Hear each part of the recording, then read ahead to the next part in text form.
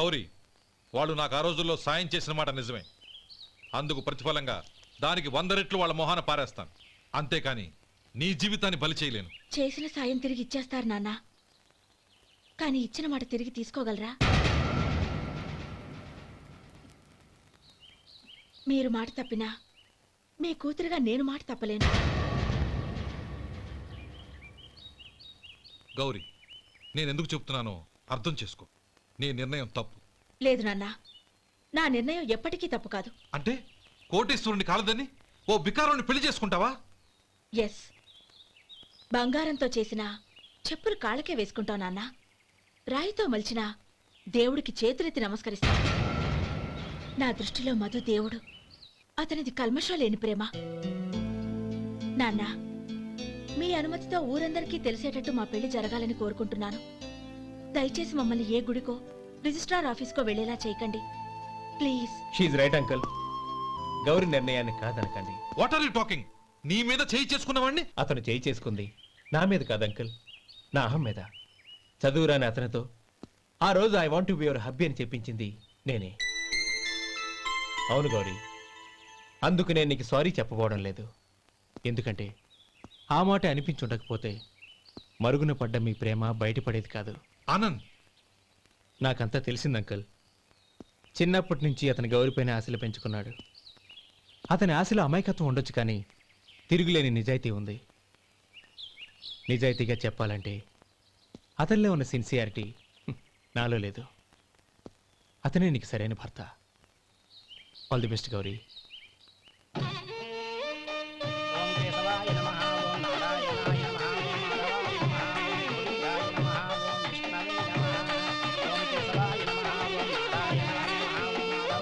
భజంత్రీలు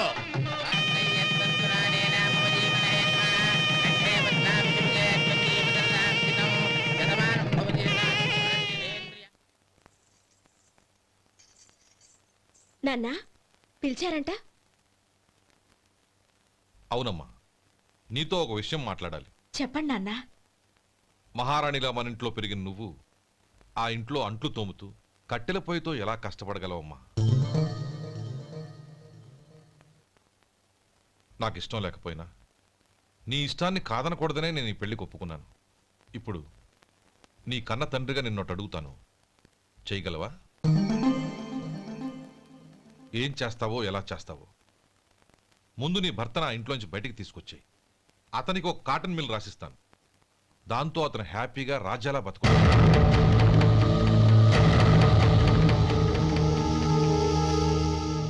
నీ మంచి కోసమే చెప్తున్నానమ్మా. నీ భర్తకంటూ ఓ అంతస్తుండద్దు. నీ జీవితం సుఖంగా సాగాలంటే అన్నదమ్ముల్లోంచి నీ భర్తను విడదీసి వేరే కాపురం పెట్టించు. ఏమంటావు?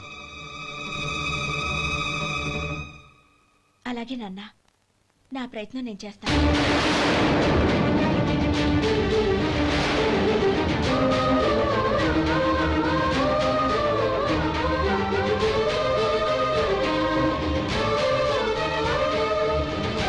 గోపాలం, ఒక్క మాట గుర్తుంచుకో. ఏ తమ్ముళ్ళ కోసం అయితే నువ్వు నా చెల్లిని వద్దనుకుంటున్నావో అదే తమ్ముళ్ళ జీవితాల్లోకి సంపాదన, పెళ్లి అనేవి రాగానే నిన్ను నిర్దాక్షిణ్యంగా నడి రోడ్డు మీద వదిలిసిపోతారు.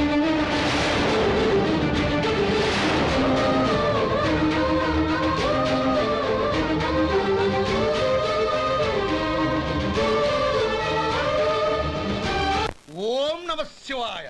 జంగమదేవర్లం, ధర్మప్రభువులు, దానం చెయ్యండి. ఏమన్నావు? దానం చెయ్యండి అన్నాను. నన్నేమన్నావు? ధర్మప్రభువులు అన్నాను. ఒరే సొంటి, సాము 4 కిలోలు ఇడ్లీ కట్టి.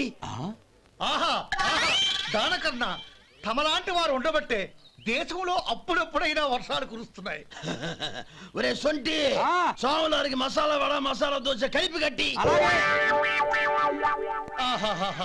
అలనాటి శిపి చక్రవర్తి పేరు విన్నాను, ఇప్పుడు తమని ప్రత్యక్షంగా చూస్తున్నాను ప్రభు. అబ్బో సమ్మగుందయ్యా. ఒరేయ్, సోములారికి పెసరట్టు ఉప్మా, అల్లం చట్నీ వేసి ఉప్మాలో జీడిపప్పు బాగా దట్టించే. ఒరే సొంటి, నే ఇంటికి వెళ్ళొస్తాను, ఫ్యామిలీ వెయిటింగ్. వాళ్ళందరినీ తీసుకుని ఏదైనా మంచి హోటల్ దగ్గర టిఫిన్ చేసి వస్తాను. హోటల్ జాగ్రత్త. అయ్యా అయ్యా ఆ ఇడ్లీ దోశ పెసరట్టు తమరి చేతులతో ఇప్పిస్తే ఏంది ఇచ్చేది? ఇవ్వను. ఎవరా ఎందుకు ఇవ్వాలి? ఎందుకు ఇవ్వాలి అంట?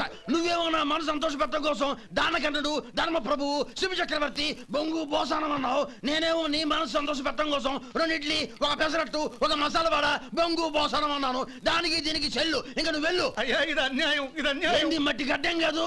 ఒరే సొంటి, దీన్ని 4 కొమ్ములు తోసిపారే బయటికి. పడించుకుని కొట్టమంటారా? వద్దులే, చచ్చిపోతాడు. మళ్ళీ మర్డర్ కేసు మన మీద. అయితే ఇడ్లీతో కొడతా. ఒరే పాపత్తులారా, అందుకేనా భూకంపాలు వస్తున్నాయి?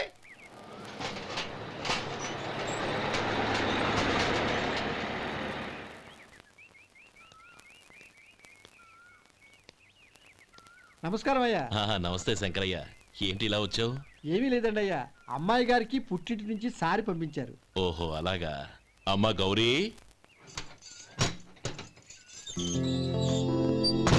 ఏంటి బావగారు పిలిచారు? అది నమస్కారం అమ్మా. ఏం లేదమ్మా, అయ్యగారు మీకోసం సారి పంపించారు.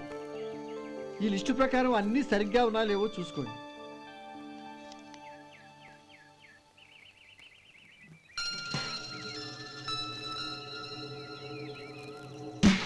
ఇవన్నీ తిరిగి తీసుకెళ్లి మీ అయ్యగారికి ఇవ్వండి. అదేంటమ్మా? దయచేసి ఇంకేం మాట్లాడొద్దు, చెప్పింది చేయండి.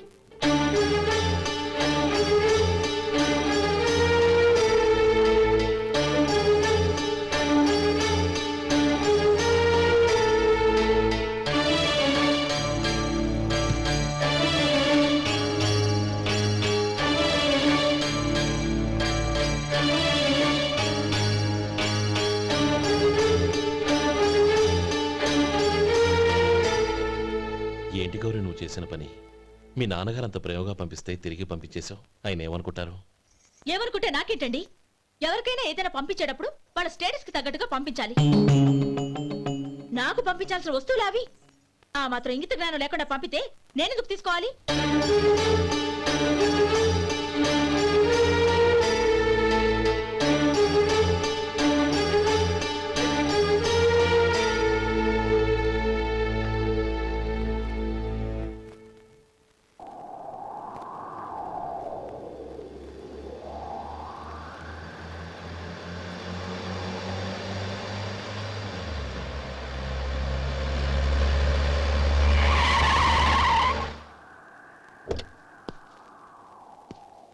గౌరీ, గౌరీ,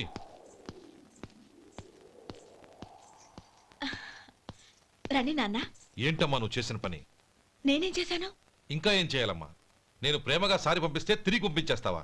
నీకు పంపిన వాటిలో ఏమైనా తక్కువ ఉంటే నాకు చెప్పాలి కానీ అలా తిరిగి పంపించేయటం ఏంటి? ఏదీ తక్కువ కాలేదు నాన్న, కావాల్సినవన్నీ ఉన్నాయి. కానీ ఉండకూడదు కూడా ఒకటి ఉంది. ఏంటమ్మా అది? ప్రతి వస్తువు మీద నా పేరు. అందులో తప్పేముంది? నాన్న, ఎప్పుడైతే నేను ఇంట్లో కోడలిగా అడుగు పెట్టానో అప్పుడే వీళ్లలో ఓ మనిషిని అయిపోయాను. మీరు పంపిన వస్తువులు ఇక్కడుంటే అవి చూసినప్పుడల్లా వాటి మీద నా పేరు కనపడి ఇది నీది అని గుర్తు చేసి నన్ను పరాయిదాన్ని చేస్తాయి. అది కాదమ్మా. ఇంకేమీ చెప్పకండి నాన్న. పాలలాంటి ఈ ఇంట్లో నన్ను పంచదారలా కలిసిపోనివ్వండి. 10 కాలాల పాటు నన్ను తీయగా బతకనివ్వండి. I'm very happy with what I have here. దయచేసి ఇంకేమీ పంపడానికి ప్రయత్నించకండి ప్లీజ్. కూతురుగా మీ కోరిక తీర్చలేకపోయినందుకు నన్ను క్షమించండి నాన్న. ఈ ఇంటి కోడలిగా నా బాధ్యత నెరవేర్చేలా దీవించండి.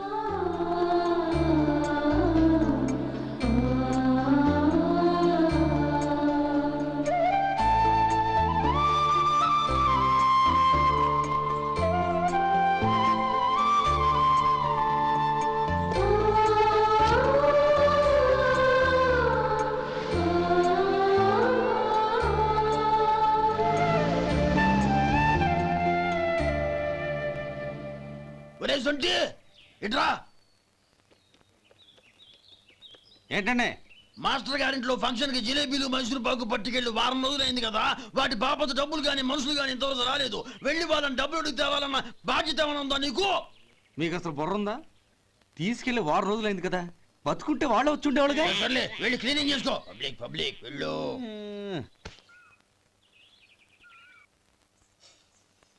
మా అమ్మగారు నన్ను ఆశీర్వదించండి. అయ్యో ఏమిటమ్మా ఇది? శుభమా అంటూ శ్రావణ శుక్రవారం పూట ఎవరైనా సుమంగళికి నమస్కరించి ఆశీర్వాదం తీసుకోవాలి కానీ నాకు కదమ్మా. మా అమ్మగారు, నుదుటిన బొట్టు మెళ్ళో సూత్రం ఉంటేనే సుమంగళి ఎవరు? మనసులో మంగళకరమైన ఆలోచనలున్న వాళ్లే సుమంగళవుతారు. 3 తరాలు చూసిన మీకంటే సుమంగళ ఎవరుంటారు చెప్పండి? మీరొక్కసారి నన్ను దీవిస్తే 100 ఏళ్లు నేను పసుపు కుంకాలతో చల్లగా ఉంటాను. నన్ను ఆశీర్వదించండి.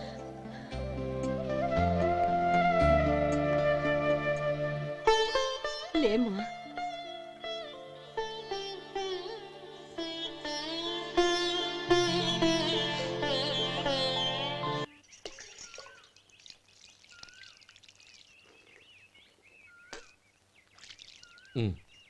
తుడుచుకోండి. గౌరీ వంటలు అదరగొట్టేశావు. థ్యాంక్స్ అండి. రే ఇలాంటి భోజనం తిని చాలా కాలం అయిందిరా. రసం బ్రహ్మాండం. అనయ్య నువ్వు వేసుకున్నావా? వేసుకోవడం ఏంటి, 2 చెంబులు గడగడ తాగిసా బ్రేవ్. వదినా అన్ని వంటలు అద్దరిపోయాయి. అమ్మా ఆ, కూరల్లో మసాలా పొడి వేసావా లేక మసాలా నూరి వేసావా? నూరే వేశాను బావగారు. అది అందుకే అంత రుచిగా ఉంది. నేను చెప్పేగా. కానివ్వండి. ఆ. ఇప్పుడు పోయి వదినా.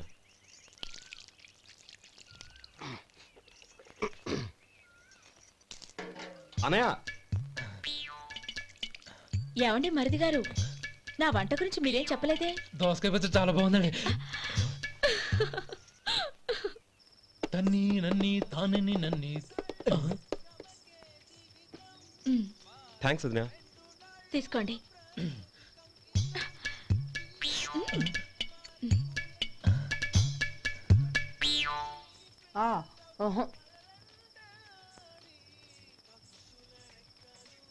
బావగారు తీసుకోండి. అమ్మా నన్ను క్షమించమ్మా. అవే మాటలు బావగారు. పై కనకపోయినా నీ గురించి మనసులో అనుకున్నానమ్మా. అది తప్పేగా. ఆ రోజు పెళ్లి జరిగిన తర్వాత నువ్వు మీ నాన్నగారు మాట్లాడుకోవడం నేను విన్నానమ్మా. నువ్వెక్కడ నా తమ్ముడిని నా నుంచి దూరం చేసేస్తావోనని భయపడ్డాను. కానీ నిన్న నువ్వు మీ నాన్నగారికి ఇచ్చిన సమాధానం విన్నాక నా మనసు కుదుటపడింది. నేనెక్కడ కష్టపడిపోతానోనని మా నాన్నగారి భయం. డబ్బుంటే కష్టాలేవి దగ్గరికి రావని నమ్ముతారాయన.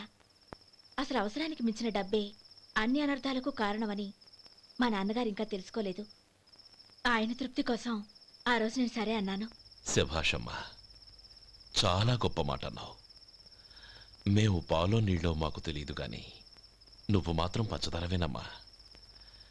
నువ్వు మా ఇంటి కోడలిగా రావడం నిజంగా మా అందరి అదృష్టం. నిజమమ్మా.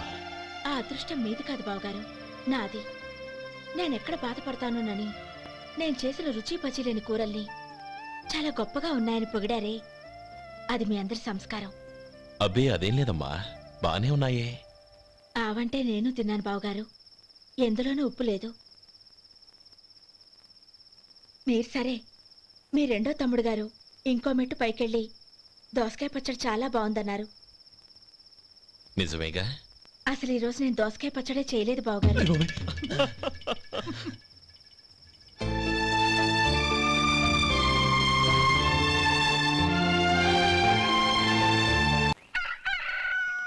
దమ్ము కొట్టి 3 గంటలైంది. 4కి పీకేస్తుంది. సరే సుబ్బారావు, సాయంత్రం మీ ఇంటి దగ్గర కలుద్దాం. వస్తాను. అలాగే. సుబ్బారావు గారు ఇలా రండి. అవును, నా పేరు మీకెలా తెలుసు? మీ పేరు ఒకటే కాదు, ఆ, మీ గురించి చాలా తెలుసు. చాలా తెలుసా? మ్మ్. ఏంటవి? కంగారు పడకండి. అవును, మీరు బీడీఎంఆ స్టైల్గా కలుస్తారంటగా? మీకెవరు చెప్పారు? అదే మీ గురించి అన్ని నాకు తెలుసు అని చెప్పానుగా. ఏది బీడీ ఒకసారి కాల్చండి. ఏం లేదు బాబు, బీడీ కట్ట ఇలా తీసి దాన్ని ఇలా నలిపి అందులో నుంచి ఒక బీడీ తీసి ఇలా స్టైల్గా. అదేంటి? ఒక చిన్న చేంజ్. ఓ పని చేద్దాం, బీడీ నేను కలుస్తాను, నా స్టైల్ అలా ఉందో మీరు చెప్పండి. అగ్గిపెట్టి ఉందా? లేదు. లేదా? లేదు. అగ్గిపెట్టి కూడా లేకుండా ఎందుకయ్యా బయలుదేరా? పైగా పెద్ద స్టైల్ ఒకటి.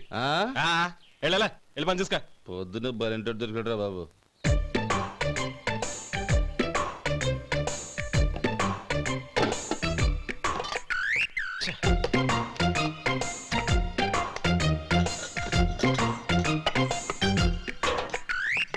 ఏంటి వెతుకుతున్నావు? అబే ఏం లేదు వదినా.